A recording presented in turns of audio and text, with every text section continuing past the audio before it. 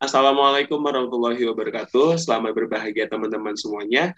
Perkenalkan, nama saya Romzah, NIM 191481048, Program Studi Film dan Televisi Institut Seni Indonesia Surakarta, mata kuliah Studi Halayak.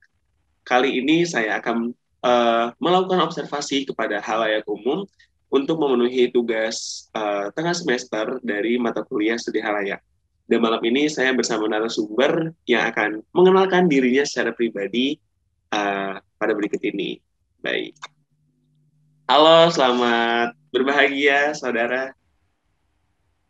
Halo, Halo, bisa perkenalkan dirinya dulu mungkin. oke, perkenalkan nama saya Melinda Dwiarasati, asal saya dari Bekasi. Oke, halo Mbak Melinda Dilarasati. Oke, sebelumnya selamat datang di ruang untuk observasi studi halayak untuk memenuhi tugas tengah semester saya di mata kuliah studi halayak. Dan terima kasih sudah meluangkan waktunya dan membantu saya untuk memenuhi tugas ini. Baik, sebelumnya aku boleh tahu nggak kira-kira dari usia Mbak Melinda sendiri ini usia berapa? Usia aku 19 tahun. 19 tahun, baik. Berarti udah kategori remaja ke atas ya, hampir menuju dewasa. Oke, oke. Kali ini aku mau nanyain ke Mbak Melinda sendiri, kira-kira ya untuk belakangan waktu ini tuh Mbak Melinda lagi suka nonton apa ya? Lagi suka nonton tayangan apa gitu? Untuk belakangan ini, aku sih lagi suka banget nonton film horor. Lagi suka banget nonton film horor? Oke, siap. Ya, Film film horor itu film horor Indonesia atau film horor import? belum lama ini aku habis nonton film horor Indonesia sih. Film horor Indonesia, judulnya apa tuh kalau boleh tahu? Ya, Roh Mati Paksa. Sebenarnya sih ini kayak filmnya film lama ya, cuman Oke. ada lagi gitu loh di bioskop di sini dekat-dekat sini. Oh, lagi keluar di bioskop juga?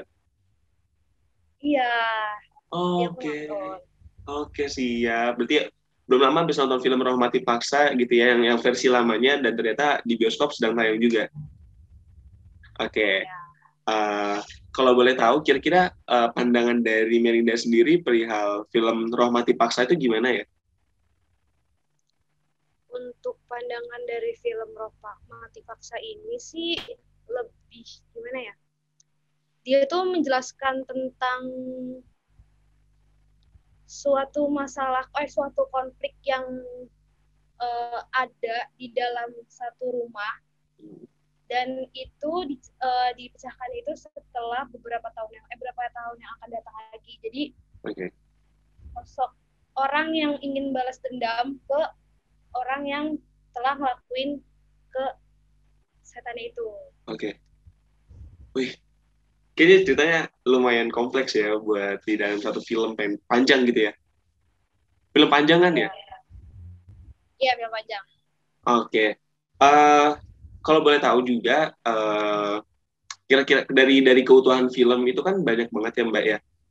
Dari ceritanya seperti apa, terus unsur-unsur dalamnya pun itu juga banyak banget. Nah, eh, dari Mbak Melinda sendiri itu bisa menerima secara utuhnya atau eh, bagaimana menerima keadaan film tersebut? Kalau aku sih belum bisa menerima seutuhnya ya buat film Hmm. itu. Ya karena di film itu gimana ya? Ending dari film itu masih kurang, menurut aku masih kurang karena masih ngegantung. Jadi ada scene yang menurut aku masih ngegantung, jadi aku belum bisa buat menerima semua film itu.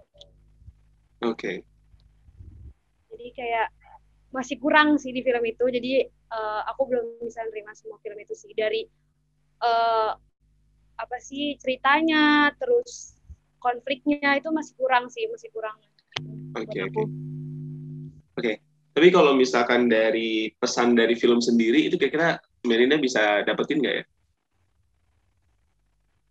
Bisa dari film itu sih intinya suatu masalah itu nggak harus diselesaikan dengan cara kekerasan.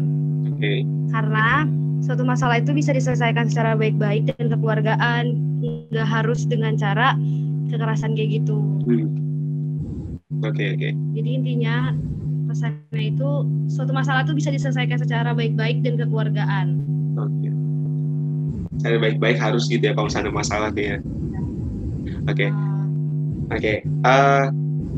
Untuk Mbak Melinda sendiri, Mbak Melinda itu sebagai pengguna media yang secara aktif gak ya, dan khususnya di bidang film gitu, karena kan kita lagi membicarakan soal film horor ya di Indonesia. Nah, Melinda sendiri ini pengguna media film itu secara aktif atau enggak? Atau bagaimana? Aku sih kalau buat film itu kalau ada waktu aja sih. Kalau ada waktu nonton aku sempetin nonton. Kalau nggak ada ya mungkin aku nggak nonton. Tapi sesempet mungkin aku usahain nonton sih. Walaupun susah membagi waktu buat nonton, tapi disempet-sempetin di selisih waktu itu aku sempetin nonton. Oke, berarti bisa dibilang kalau misalkan film itu juga sebagai media hiburan ya, sebagai media relaxing dari sekian aktivitas rutinitas keseharian gitu. Iya, betul. Oke. Buat refreshing aja gitu film tuh. Oke, siap. Nah, aku mau nanya juga perihal unsur-unsur di dalam filmnya itu sendiri. Kayak tadi kan ada misalkan kekerasan itu, penyelesaian masalah itu kan tidak harus dengan kekerasan, tapi juga bisa dengan cara kekeluargaan, cara baik-baik. Terus pasti juga di dalam keutuhan film itu kan ada banyak cara-cara lainnya deh selain dengan media yang tadi disebutkan gitu loh. Dan banyak juga unsur-unsur lainnya yang mungkin ada di kehidupan nyata atau emang belum pernah sama sekali. Nah, kalau misalkan dari Melinda sendiri, itu apa ya, tipe orang nih yang emang itu akan percaya dengan yang disampaikan di tayangan itu, atau emang harus nelaah dulu gitu, kira-kira cari tahu dulu kah, atau bagaimana? Aku sih harus cari tahu dulu sih.